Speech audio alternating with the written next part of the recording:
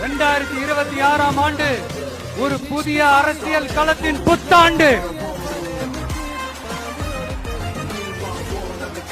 A new year of a new political field. கான்பிடென்டா இருங்க, நல்லதே நடக்கும், வெற்றி நிச்சயம். மீண்டும் சந்திக்கும் வரை நன்றி, வணக்கம்.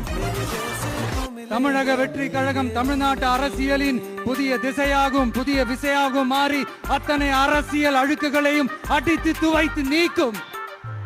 அதை தீர்மானிக்கட்டும் எங்கள் போக்கும், உங்கள் வாக்கும். வெற்றி கழக கொடியே நம்ம சனத்து வெற்றி கழக கொடியே